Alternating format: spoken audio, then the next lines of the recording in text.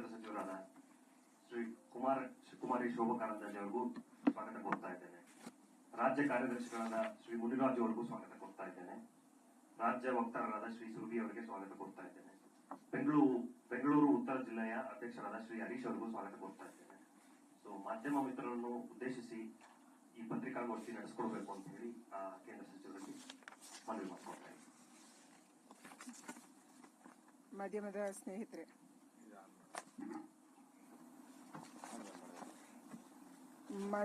ಸ್ನೇಹಿತರೆ, ಕರ್ನಾಟಕ ರಾಜ್ಯದಲ್ಲಿ ಒಂದು ರೀತಿಯ ಅಘೋಷಿತ ಎಮರ್ಜೆನ್ಸಿ ನಡೀತಾ ಇದೆ.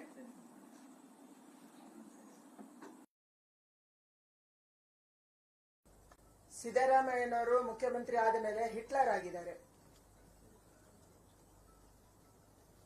ಭಾರತೀಯ ಜನತಾ ಪಾರ್ಟಿಯ ಸಂಸದರು ಮತ್ತು ಶಾಸಕರ ಮೇಲೆ ನಿರಂತರವಾಗಿ ಎಫ್ಐಆರ್ಗಳು ದಾಖಲಾಗ್ತಾ ಇದ್ದಾವೆ. ರಾಜ್ಯದ ಇತಿಹಾಸದಲ್ಲಿ ಮೊದಲ ಬಾರಿಗೆ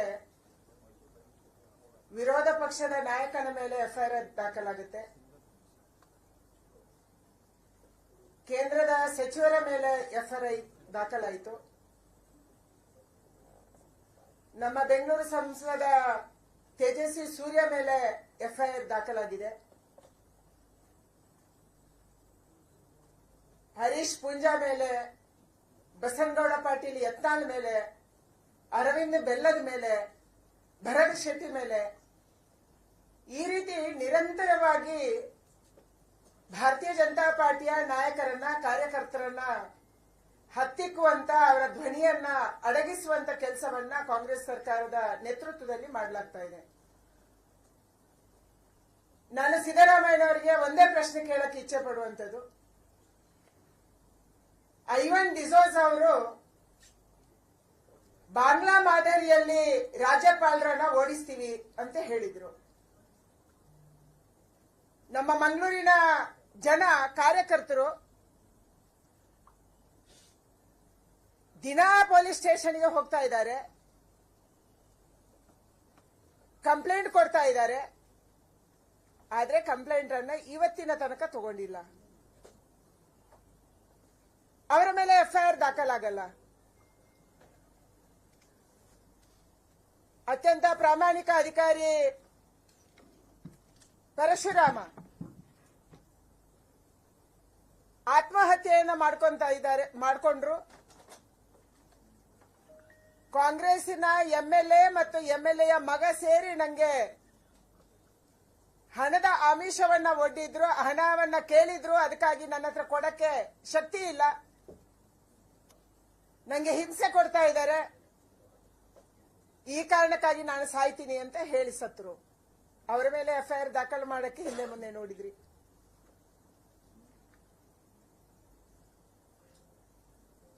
ಹಲವಾರು ಕೇಸುಗಳು. ನಾಗೇಂದ್ರ ಅವರು 187 ಕೋಟಿ ವಾಲ್ಮೀಕಿ ಅಭಿವೃದ್ಧಿ ನಿಗಮದಲ್ಲಿ ಘೋಟಾಲ ಮಾಡಿ, ಹಗರಣ ಮಾಡಿ ಸಿಕ್ಕಾಕೊಂಡ್ರು.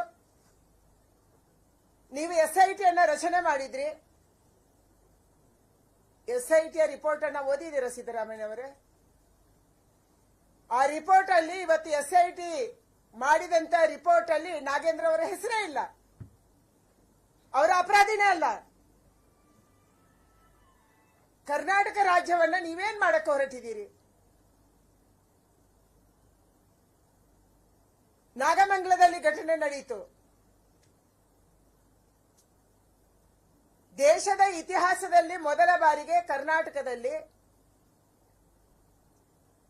ಗಣೇಶ ಚತುರ್ಥಿಯ ಸಂದರ್ಭದಲ್ಲಿ ಗಣೇಶನನ್ನ ಪೊಲೀಸ್ ವ್ಯಾನ್ ಅಲ್ಲಿ ಕರ್ಕೊಂಡೋಗಿ ವಿಸರ್ಜನೆ ಮಾಡುವಂತ ಘಟನೆ ಹಿಂದೆಂದೂ ದೇಶದಲ್ಲಿ ನಡೆದಿಲ್ಲ. ಮೊದಲ ಬಾರಿಗೆ ಕರ್ನಾಟಕದಲ್ಲಿ ನಡೆದಿದೆ. ಯಾಕಾಗಿ? ನಾಗಮಂಗಲದ ಗಣಪತಿಗೆ ನೀವು ಚಪ್ಪಲ್ ಬಿಸಾಡಕ್ಕೆ ಬಿಟ್ರಿ, ಕಲ್ಲುಗಳನ್ನು ಎಸೆದ್ರು, ಮೂರ್ತಿ ಭಗ್ನ ಆಯಿತು, ಮೂರ್ತಿಯನ್ನು ಅಲ್ಲೇ ಬಿಟ್ಟು ಓಡಿದ್ರು, 25 ಅಂಗಡಿಗಳನ್ನ ಸುಟ್ಟು ಹಾಕಿದ್ರು. ಆ ಜನ ಯಾರು? ನಾಗಮಂಗಲದ ಜನಕ್ಕೆ ಆ ಧೈರ್ಯ ಹೇಗ್ ಬಂತು? ಇವತ್ತು ಇರುವಂತ ವರದಿಯ ಪ್ರಕಾರ ಕೇರಳದಿಂದ ಬಂದಿದ್ದಾರೆ ಅಂತ ಹೇಳ್ತಾ ಇದ್ದಾರೆ. ಅವ್ರು ಯಾರು? ಅವ್ರು ಹೇಗ್ ಬಂದ್ರು? ಯಾಕೆ ಬಂದ್ರು? ಇವತ್ತು ನಾಗಮಂಗಲದ ಕೇಸನ್ನ ಕೂಡ ನೀವು ಮುಚ್ಚಿ ಹಾಕಿದ್ದೀರಿ. ನಿಮ್ಮ ಪೊಲೀಸರು ಇದೊಂದು ಘಟನೆನೇ ಅಲ್ಲ ಅನ್ನುವಂತ ರೀತಿಯಲ್ಲಿ ಆ ತನಿಖೆಯನ್ನ ಕ್ಲೋಸ್ ಮಾಡಿದ್ದಾರೆ. ಪರಮೇಶ್ವರ್ ಅವರು ಹೇಳ್ತಾರೆ ಇದೊಂದು ಚಿಕ್ಕ ಘಟನೆ. ಯಾವ್ದು ಚಿಕ್ಕ ಘಟನೆ ಪರಮೇಶ್ವರ್ ಅವರೇ? 25 ಅಂಗಡಿಗಳನ್ನ ಸುಟ್ಟಿರುವಂತದ್ದು ಚಿಕ್ಕ ಘಟನೆನಾ? ಪಕ್ಕದ ರಾಜ್ಯದ ಕೇರಳದಿಂದ ಸಾವಿರಾರು ಜನ ನಾಗಮಂಗಲಕ್ಕೆ ಬಂದು ಗೊಂದಲ ಎಬ್ಬಿಸಿದ್ರೆ ಚಿಕ್ಕ ಘಟನೆನಾ? ಇವತ್ತು ತನಿಖೆ ನಡೀತಾ ಇಲ್ಲ, ಅಲ್ಲಿಗೆ ಕ್ಲೋಸ್ ಆಗಿದೆ. ಬೆಳಗಾವಿಯಲ್ಲಿ ಗಣಪತಿ ವಿಸರ್ಜನೆಯ ಸಂದರ್ಭದಲ್ಲಿ 3 ಜನ ಹಿಂದೂ ಯುವಕರಿಗೆ ಚಾಕು ಹಾಕಿದ್ದಾರೆ. ಕೋಲಾರದಲ್ಲಿ ಮೊದಲ ಬಾರಿಗೆ ಕರ್ನಾಟಕ ರಾಜ್ಯ ಪ್ಯಾಲೆಸ್ತೈನ್ ಧ್ವಜವನ್ನ ನೋಡ್ತಾ ಇದೆ. ಕೋಲಾರದ ಮೆರವಣಿಗೆಯಲ್ಲಿ ಪ್ಯಾಲೆಸ್ತೈನ್ ಧ್ವಜದ ಪ್ರದರ್ಶನ ಆಗುತ್ತೆ. ನಿನ್ನೆ ಬೆಂಗಳೂರಿನ ನಂದಿನಿ ಲೇಔಟ್ ಅಲ್ಲಿ ರಾಷ್ಟ್ರಧ್ವಜವನ್ನ ವಿರೂಪಗೊಳಿಸಿ ರಾಷ್ಟ್ರಧ್ವಜದ ಅಶೋಕ್ ಚಕ್ರ ಜಾಗದಲ್ಲಿ ಉರ್ದುವಲ್ಲಿ ಬರೆದಿದ್ದಾರೆ. ಅಶೋಕ್ ಚಕ್ರ ಇಲ್ಲ.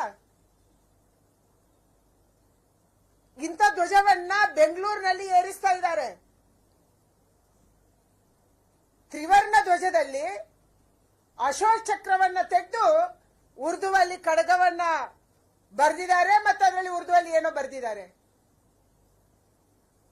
ಇದು ಕರ್ನಾಟಕದ ಸ್ಥಿತಿ. ಎಲ್ಲಿ ಆಗ್ತಾ ಇದೆ? ರಾಜಧಾನಿಯಲ್ಲಿ, ಬೆಂಗಳೂರಲ್ಲಿ. ಈ ಧೈರ್ಯ ಇವತ್ತು ಅಪರಾಧಿಗಳಿಗೆ, ದೇಶದ್ರೋಹಿಗಳಿಗೆ, ಸಮಾಜದ್ರೋಹಿಗಳಿಗೆ ಹೇಗೆ ಬಂದಿದೆ? ನೀವು ಮುಖ್ಯಮಂತ್ರಿ ಆದ ತಕ್ಷಣ ರಾಜ್ಯಸಭೆಯ ಚುನಾವಣೆಯನ್ನು ನಡೆಯಿತು. ವಿಧಾನಸೌಧದೊಳಗೆ ಮೊದಲ ಬಾರಿಗೆ ಕರ್ನಾಟಕ ರಾಜ್ಯದ ಇತಿಹಾಸದಲ್ಲಿ ನಾವು ಪಾಕಿಸ್ತಾನ ಜಿಂದಾಬಾದ್ ಕೇಳಿದ್ವಿ. ನೀವು ಬಿಟ್ಕೊಂಡ್ರಿ. ಅದರ FSL ರಿಪೋರ್ಟ್ ಬಂದ ಮೇಲೆ ನಾವು ಕೇಸ್ ಹಾಕ್ತೀವಿ ಅಂತ ಹೇಳಿದ್ರಿ, ದಿನ ತಳ್ಳಿದ್ರಿ. ಶಿವಮೊಗ್ಗದಲ್ಲಿ ಯಾವ ಔರಂಗಜೇಬು ಹಿಂದೂಗಳನ್ನ ಕಗ್ಗೊಲೆ ಮಾಡಿದ ಆ ದೊಡ್ಡ ಖಡ್ಗದ, ರಕ್ತ ಸಿಕ್ತ ಖಡ್ಗದ ಪ್ರದರ್ಶನ ಮಾಡ್ತಾರೆ. ಕೋಲಾರದಲ್ಲಿ ಇದರ ಪ್ರದರ್ಶನ ನಡೆಯುತ್ತೆ. ಟಿಪ್ಪುವನ್ನ ವೈಭವೀಕರಣ ಮಾಡೋದು ಮಾಡ್ತಾ ಇದ್ದಾರೆ. ಯಾವುದೇ ಕ್ರಮ ಕೈಗೊಳ್ತಾ ಇಲ್ಲ. ಯಾವ ಹುಡುಗ ಹನುಮಾನ್ ಚಾಲೀಸವನ್ನ ಚಿಕ್ಕಪೇಟೆಯಲ್ಲಿ ಹಾಕೊಂಡಿದ್ದ, ಅವನ ಮೇಲೆ ಹಲ್ಲೆ ನಡೆಯುತ್ತೆ. ಕೇರಳಕ್ಕೆ ಹೋದ ನಮ್ಮ ಮೇಲೆ ಕೇಸ್ ಹಾಕಿದ್ರಿ ನೀವು. ಇವತ್ತು ಅಶೋಕ್ ಅವರು ಅಥವಾ ನಾವು ಮಾಡಿದ ತಪ್ಪೇನು? ಯಾವ ಅಪರಾಧಕ್ಕಾಗಿ ನೀವು FIR ಅನ್ನು ಹಾಕಿದ್ದೀರಿ? ನಮ್ಮ ಅಪರಾಧ ನಿಮ್ಮನ್ನು ಕೇಳಬಾರದು. ಕೇಳಿದ್ದು ಅಪರಾಧ. ನಿಮ್ಮನ್ನು ಪ್ರಶ್ನೆ ಮಾಡಿದ್ರೆ ಅಪರಾಧ. ಇವತ್ತು ಅಲ್ಪಸಂಖ್ಯಾತರನ್ನ ಓಲೈಕೆ ಮಾಡುವುದಕ್ಕಾಗಿ ಪ್ರಜಾತಂತ್ರವನ್ನ ಕಗ್ಗೊಲೆ ಮಾಡುವಂತದ್ದು ನೀವು ಮಾಡ್ತಾ ಇದ್ದೀರಿ. ಪ್ರಜಾತಂತ್ರದ ರಕ್ಷಕರು ನೀವು. ಮೊನ್ನೆ ಭಾನುವಾರ ರಾಜ್ಯದಾದ್ಯಂತ ಸಂವಿಧಾನವನ್ನ ರಕ್ಷಣೆ ಮಾಡಬೇಕು ಅಂತ ಶಾಲೆ ಮತ್ತು ಕಾಲೇಜು ಮಕ್ಕಳನ್ನ ಮಾನವ ಸರಪಳಿ ಮಾಡಿದ್ರಿ. ಯಾವ ಪುರುಷಾರ್ಥಕ್ಕೆ? ಜನ ಬರಲಿಲ್ಲ. ಮನೆಗೆ ಹೋಗಿದ್ದಂತ ಮಕ್ಕಳನ್ನ ಕರ್ಕೊಂಡು ಬಂದು ರಸ್ತೆ ತುಂಬಾ ನಿಲ್ಸಿದ್ರಿ, ಆ ಬಿಸಿಲಲ್ಲಿ ನಿಲ್ಸಿದ್ರಿ. 100 ಫೋನ್ ಬಂತು ನಮ್ಗೆ, ಮೇಡಮ್ ನಮ್ಮ ಮಕ್ಕಳನ್ನ ಬಿಸಿಲಲ್ಲಿ ನಿಲ್ಸಿದ್ದಾರೆ. ಯಾವ ಸಂವಿಧಾನದ ರಕ್ಷಣೆ ಮಾಡಕ್ಕೆ ಹೊರಟಿದ್ದೀರಿ ನೀವು? ನಿಮ್ಮ MLC ಬಾಂಗ್ಲಾದೇಶದ ಮಾದರಿಯಲ್ಲಿ ಗವರ್ನರ್ ಅನ್ನ ಓಡಿಸ್ತೀವಿ, ಒದ್ದೋಡಿಸ್ತೀವಿ ಅಂತ ಮಾತಾಡ್ತಾರೆ. FIR ಆಗಲ್ಲ. ನಿಮ್ಮ ಮುಖಂಡರು ಇದೊಂದು ಸಣ್ಣ ಘಟನೆ ಅಂತ ಹೇಳಿ ಆರಿಕೆ ಉತ್ತರ ಕೊಡ್ತಾರೆ. ಅವರ ಮೇಲೆ ಕ್ರಮ ಆಗಲ್ಲ. ಇವತ್ತು ಕರ್ನಾಟಕ ರಾಜ್ಯದಲ್ಲಿ ಪ್ರಜಾತಂತ್ರ ವ್ಯವಸ್ಥೆಯ ರೀತಿಯಲ್ಲಿ ನಡೀತಾ ಇರುವಂತ ಸರ್ಕಾರ ಇಲ್ಲ. ಎಲ್ಲೆಲ್ಲಿ ಘಟನೆ ಆಯಿತು? ಮೈಸೂರಲ್ಲಿ ಅದೇ ರೀತಿಯ ಮೆರವಣಿಗೆ, ಬೆಂಗಳೂರಲ್ಲಿ ಅದೇ ರೀತಿಯ ಮೆರವಣಿಗೆ, ಶಿವಮೊಗ್ಗದಲ್ಲಿ, ಚಿತ್ರದುರ್ಗದಲ್ಲಿ, ಕೋಲಾರದಲ್ಲಿ, ಬೆಳಗಾಮಲ್ಲಿ. ಯಾರು ಯಾವ ಘೋಷಣೆ ಬೇಕಾದ್ರೂ ಹಾಕ್ಬೋದು. ಮೊನ್ನೆ ಮೈಸೂರಲ್ಲಿ ನಿಮ್ಮ ಕಾಲ್ಬುಡದಲ್ಲಿ, ನಿಮ್ಮ ಜಿಲ್ಲೆಯಲ್ಲಿ ಪಾಕಿಸ್ತಾನ ಜಿಂದಾಬಾದ್ ಅಂತ ಹೇಳಿದ್ದಾರೆ. ಮೊನ್ನೆ ಸೋಮವಾರ ನಡೆದಂತ ಮೊಹರಂ ಮೆರವಣಿಗೆಯಲ್ಲಿ, ಈದ್ ಮಿಲಾದಿನ ಈದ್ ಮಿಲಾದಿನ ಮೆರವಣಿಗೆಯಲ್ಲಿ ಪಾಕಿಸ್ತಾನ ಜಿಂದಾಬಾದ್ ಅಂತಾರೆ. ಅಂದ್ರೆ ನೀವು ಸಡಿಲ ಕೊಟ್ಟಿರುವುದಕ್ಕೆ, ನೀವು ಓಲೈಕೆ ರಾಜಕಾರಣ ಮಾಡುವುದಕ್ಕೆ ಇವತ್ತು ಕರ್ನಾಟಕ ರಾಜ್ಯದ ಬಹುಸಂಖ್ಯಾತರನ್ನ, ಹಿಂದೂಗಳನ್ನ ನೀವು ಬಲಿಪಶು ಮಾಡ್ತಾ ಇದ್ದೀರಿ. ಆ 25 ಅಂಗಡಿ ಸುಟ್ಟೋದ್ವಲ್ಲ, ಒಂದ್ಸರಿ ನೀವು ಹೋದ್ರ ಬಹಳ ಮಾತಾಡ್ತೀರಿ ನೀವು. ನಿಮ್ಮ ಕೇಂದ್ರದ ನಾಯಕರು ಬಹಳ ಬಂದು ಪಾರ್ಲಿಮೆಂಟ್ ಅಲ್ಲಿ ಮಾತಾಡ್ತಾರೆ. ಎಲ್ಲಿ ಗಲಾಟೆ ಆದ್ರೂ ಕೂಡ ಬಿಜೆಪಿ ರಾಜ್ಯ ನಡೆಸ್ತಾ ಇರುವಂತ ಜಾಗಗಳಿಗೆ ಓಡೋಗಿ ಬರ್ತಾರೆ. ಕನಿಷ್ಠ ಪಕ್ಷ ಅವರು ಬರುದು ಬೇಡಪ್ಪ, ಬಹಳ ದೂರದಲ್ಲಿದ್ದಾರೆ, ಅಮೆರಿಕದಲ್ಲಿ ಇರ್ಬೇಕು ಅವರು. ನೀವು ಹೋಗ್ಬೇಕಿತ್ತಲ್ಲ ಬೆಂಗಳೂರಲ್ಲಿ. ನಿಮ್ಮ ಮೈಸೂರಿಂದ, ನಮ್ಮ ಬೆಂಗಳೂರಿಂದ ಎಷ್ಟು ದೂರ ಇದೆ ನಾಗಮಂಗಲ? ಯಾಕೆ ಹೋಗಿಲ್ಲ? ಗೃಹ ಸಚಿವರು ಹೋಗಲ್ಲ, ಮುಖ್ಯಮಂತ್ರಿಗಳು ಹೋಗಲ್ಲ. ಅಂದ್ರೆ ಹಿಂದೂಗಳಿಗೆ ಮಾನ ಮರ್ಯಾದೆ ಇಲ್ಲ, ಹಿಂದೂಗಳ ಜೀವಕ್ಕೆ ಬೆಲೆ ಇಲ್ಲ, ಹಿಂದೂಗಳ ದೇವರಿಗೆ ಬೆಲೆ ಇಲ್ಲ. ನಿಮ್ಗೆ ಶ್ರದ್ಧೆ ಇಲ್ಲದೆ ಇರ್ಬೋದು, ನೀವು ಚುಪ್ ಚುಪ್ಪಾಕೆ ಪೂಜೆ ಮಾಡಬಹುದು, ಆದ್ರೆ ನಾವಾಗಲ್ಲ. ನಾವು ರಸ್ತೆಯಲ್ಲಿ ಪೂಜೆ ಮಾಡುವವರು. ಯಾವ ಗಣೇಶ? ಸ್ವಾತಂತ್ರ್ಯಕ್ಕೆ ಪ್ರೇರಣೆ ಕೊಟ್ಟಂತ ಗಣೇಶನಿಗೆ ನಾವು ಪೂಜೆ ಮಾಡ್ತಿದ್ದೀವಿ, ಬೀದಿ ಬೀದಿಯಲ್ಲಿ ಮಾಡ್ತೀವಿ. ಆದ್ರೆ ಇವತ್ತು ಬೇರೆ ಬೇರೆ ಜಾಗದಲ್ಲಿ ಅಲ್ಪಸಂಖ್ಯಾತರು ಈ ರೀತಿಯ ವರ್ತನೆ ಮಾಡುವುದಕ್ಕೆ, ಇದಕ್ಕೆ ನಿಮ್ಮ ಕುಮ್ಮಕ್ಕು ಕಾರಣ, ನೀವು ಕೊಟ್ಟಿರುವಂತ ಸಲಿಗೆ ಕಾರಣ. ವಿಧಾನಸೌಧದಲ್ಲೂ ಸಲಿಗೆ, ನಿಮ್ಮ ಮನೆಯಲ್ಲೂ ಸಲಿಗೆ, ನಿಮ್ಮ ಕ್ಷೇತ್ರದಲ್ಲೂ ಅದೇ, ರಾಜ್ಯದಾದ್ಯಂತ ಇವತ್ತು ಅದನ್ನೇ ಅನುಸರಿಸ್ತಾ ಇದ್ದಾರೆ. ಕರ್ನಾಟಕ ರಾಜ್ಯದಲ್ಲಿ ನಿನ್ನೆ ಫ್ಲಾಗ್ ಹಾರಿಸಿದ್ರಲ್ಲ, ಏನು ಕ್ರಮ ಕೈಗೊಳ್ತೀರಿ? ಭಾರತದ ಎಂಬ್ಲಮ್ ಆಕ್ಟ್ ಅನ್ನ ಉಲ್ಲಂಘನೆ ಮಾಡಿದ್ದಾರೆ, ಭಾರತದ ಫ್ಲಾಗ್ ಕೋಡ್ ಅನ್ನ ಉಲ್ಲಂಘನೆ ಮಾಡಿದ್ದಾರೆ. ದೇಶದ್ರೋಹದ ಕೇಸ್ ಹಾಕ್ಬೇಕು. ಎಷ್ಟು ಜನರ ಮೇಲೆ ಹಾಕಿದ್ರಿ? ಅಂದ್ರೆ ಕರ್ನಾಟಕ ರಾಜ್ಯದಲ್ಲಿ ದೇಶದ್ರೋಹ ಮಾಡಿದ್ರೆ ಇದಕ್ಕೆ ಶಿಕ್ಷೆ ಆಗಲ್ಲ ಅನ್ನುವಂತ ಸಂದೇಶ ಕೊಟ್ಟವ್ರು ಯಾರು? ನೀವೇ. ಯಾವ ಪಾಪ್ಯುಲರ್ ಫ್ರಂಟ್ ಆಫ್ ಇಂಡಿಯಾ ಇತ್ತು, ನಾವು ಸಾರಿ ಹೇಳಿದ್ವಿ, ಪಾಪ್ಯುಲರ್ ಫ್ರಂಟ್ ಆಫ್ ಇಂಡಿಯಾದವರೇ ನಮ್ಮ ಹಿಂದೂ ಯುವಕರ ಹತ್ಯೆ ಮಾಡ್ತಾ ಇದ್ದಾರೆ ಹೇಳಿದ್ವಿ ನಾವು. ನೀವೇನ್ ಮಾಡಿದ್ರಿ? ಅವರ ಎಲ್ಲ ಕೇಸ್ಗಳನ್ನ ವಾಪಸ್ ತಗೊಂಡು ಎಲ್ಲರನ್ನ ಜೈಲಿಂದ ಆಚೆ ಬಿಟ್ರಿ. ಅವರು ಬಂದು ಇದನ್ನೇ ಮಾಡೋದು. ನಾಗಮಂಗಲ, ಬೆಳಗಾಮು ಅಥವಾ ಕೋಲಾರದಲ್ಲಿ ಇವತ್ತೇನು ನಡೀತಾ ಇದೆಯಲ್ಲ, ಯಾವ ದ್ರೋಹಿಗಳನ್ನ ನೀವು ಆಚೆ ಬಿಟ್ರಲ್ಲ ಅಂತವರಿಂದ ಇದು ನಡೀತಾ ಇದೆ. ಸಿದ್ದರಾಮಯ್ಯನವರ ಹಿಟ್ಲರ್ ರಾಜಕಾರಣ,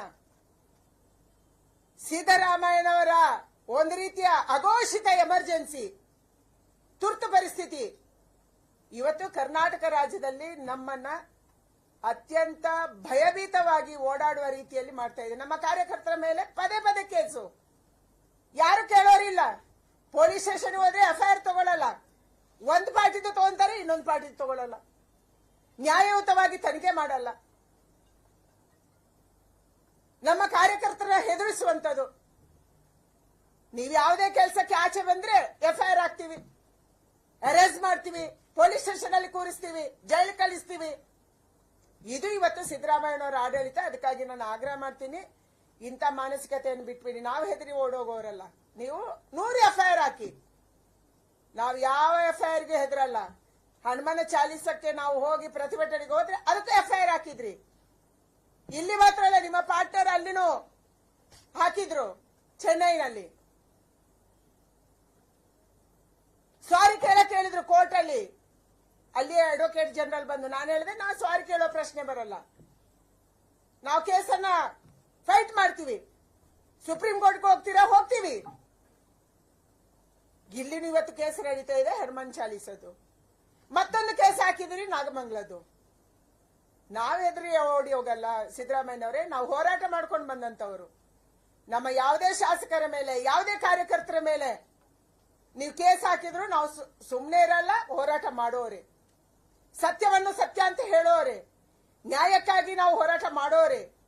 ಅಧಿಕಾರ ಪರ್ಮನೆಂಟ್ ಅಲ್ಲ, ಸರ್ಕಾರಗಳು ಪರ್ಮನೆಂಟ್ ಅಲ್ಲ. ನಿಮ್ಗೆ ಅಹಂಕಾರ ಇರ್ಬೋದು, 135 ಗೆದ್ದಿದ್ದೀವಿ, ನಮ್ಗೇನಾಗುತ್ತೆ, ನಮ್ಮನ್ನೇನ್ ಮಾಡ್ತಾರೆ, ಅಹಂಕಾರ ಇರ್ಬೋದು. ಆದ್ರೆ ಜನ ಪಾಠ ಕಲಿಸೇ ಕಳಿಸ್ತಾರೆ. ಇದನ್ನು ನೀವು ಬರುವ ದಿನಗಳಲ್ಲಿ ನೋಡ್ತೀರಿ.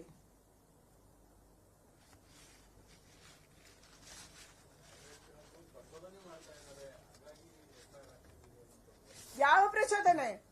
ನಮ್ಮ ಗಣಪತಿಯನ್ನ ನೀವು ವ್ಯಾನ್ ಅಲ್ಲಿ ಕರ್ಕೊಂಡೋಗಿ ಅವರನ್ನ ಅರೆಸ್ಟ್ ಮಾಡಿದಂತೆ ಕರ್ಕೊಂಡೋಗಿ ವಿಸರ್ಜನೆ ಮಾಡಿದ್ದೇವೆ ಅಂತ ಹೇಳಿದ್ದನ್ನ ಪ್ರಚೋದನೆ ಆಗತ್ತಾ? ನಾನು ಅದನ್ನೇ ಹೇಳಿರುವುದು. ನಮ್ಮ ಗಣಪತಿ ಮೊದಲ ಬಾರಿಗೆ ಕರ್ನಾಟಕದಲ್ಲಿ ನಮ್ಮ ಗಣಪತಿ ಅರೆಸ್ಟ್ ಆಗಿದ್ದಾನೆ ಹೇಳಿದೀವಿ. ಇದು ಪ್ರಚೋದನೆನಾ? ನೀವು ಮಾಡಿ ತೋರಿಸಿ. ನಿಮ್ಮ ಪೊಲೀಸ್ ಎತ್ಕೊಂಡು ಹೋಗ್ತಾ ಇದ್ದಾರೆ. ನೀವು ಜನರಿಂದ ಮಾಡಿಸ್ಬೇಕಿತ್ತಲ್ಲ, ನಿಮ್ಗೆ ಧೈರ್ಯ ಇದ್ರೆ. ಅಲ್ಲಿ ಭಕ್ತರು ಆ ಗಣಪತಿಯನ್ನು ಇಟ್ಟಿದ್ರು, ಪೂಜೆ ಮಾಡಿದ್ರು, ಅವರಿಂದ ಮಾಡಿಸ್ಬೇಕಿತ್ತು.